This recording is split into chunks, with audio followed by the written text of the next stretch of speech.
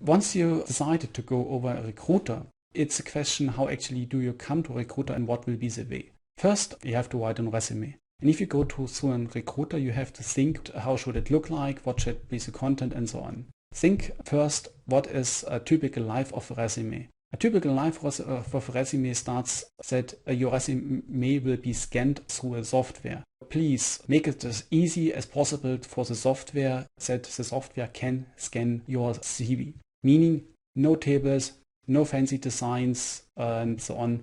Make it easy for the software that your CV is easily scannable.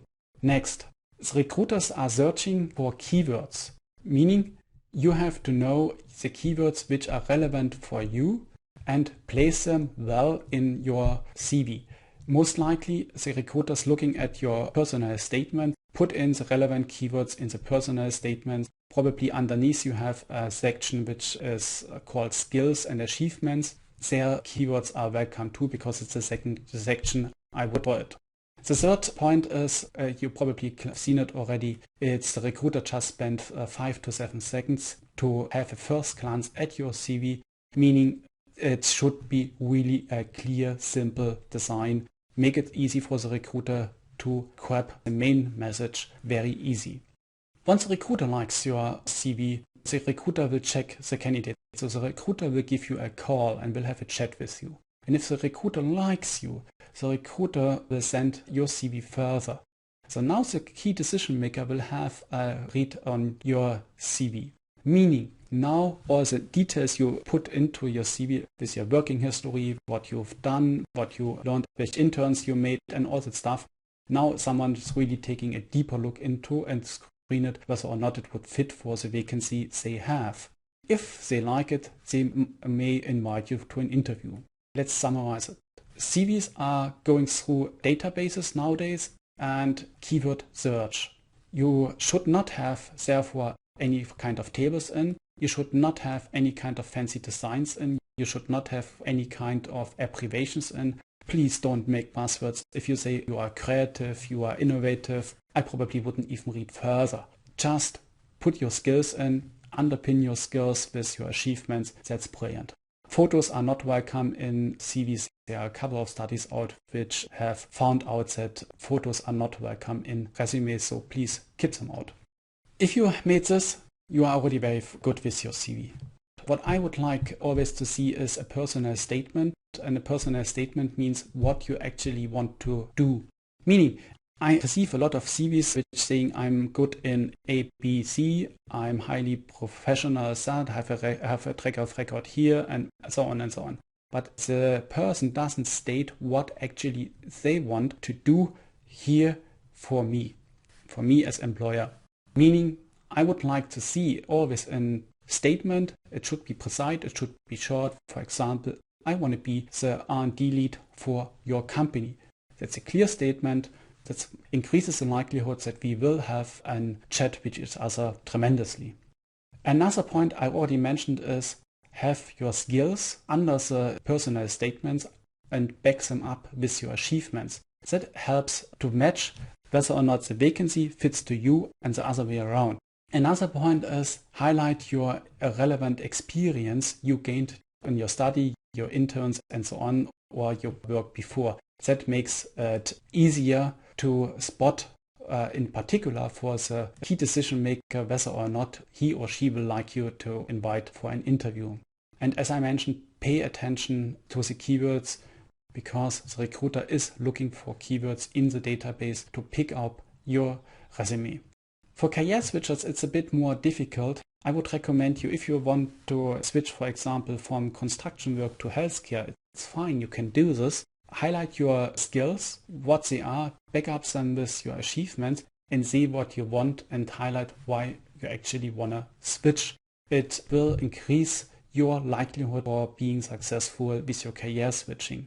Another point I would always like to mention is once you've done your resume, it's always having a good idea to put it a day or two besides, go having a bit fun outside, having a beer, a wine, a tea, whatever you like, and then read it again through, but try to read it through the eyes of a recruiter.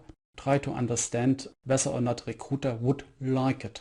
If you think as a recruiter would like, as a recruiter would find the information he is looking for or she's looking for, then you should go forward with your CV, your resume, and you will have a very high likelihood to come to an interview. Once you come to an interview, there are two parts what I always suggest. Okay, you are nervous, fine, do so. What I like is be honest and more importantly, be yourself. It doesn't make sense to pretend to be someone you aren't. It doesn't help you and it doesn't help the employer. So please be yourself. Have 3 questions at least prepared for asking the interviewer. Meaning, you should know what you want, then you know what your potential tasks probably are, then you probably have already in mind what you like to ask, what you like to learn more.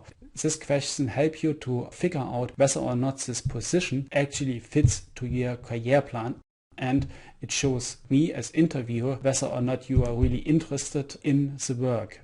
Meaning it's a process of mutual finding out whether or not we fitting together. It's not only just that the employee hopes to get the position, it's also that the employer hopes to get a good talent. It's both ways. Always think in this way, and in particular have this in mind when it comes to salary expectations and salary negotiations. Always think of it's a good deal if you know your market value. It shows that you are good if you know your market value, and it increases the likelihood that I will hire you tremendously because it shows that you actually are someone people are asking for to get in their teams. So if you know cost, let's say 30,000-40,000 per year, then it shows at this point in your career, you've made your mind up what you want to do and what probably your next steps are. Have this in mind when it comes to salary negotiations. What I always recommend in addition is practice your interview skills. If you have a favorite position and you haven't had an interview before, you're probably really nervous. And this could ruin everything. You probably worked through, your resume is fine, you have good results from your study, and then you ruin everything just being nervous and can't answer the question properly during an interview. So why not train your interview skills in real interviews for positions you may like, but not necessarily your favorites ones?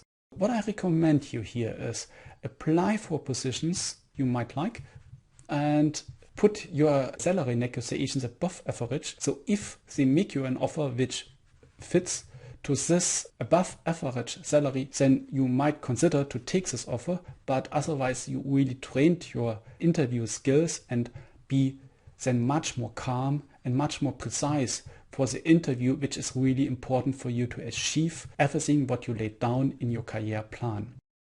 Thank you very much, and we're coming now to the last part of our webinar. This is the Q&A section, and let's start with the first question.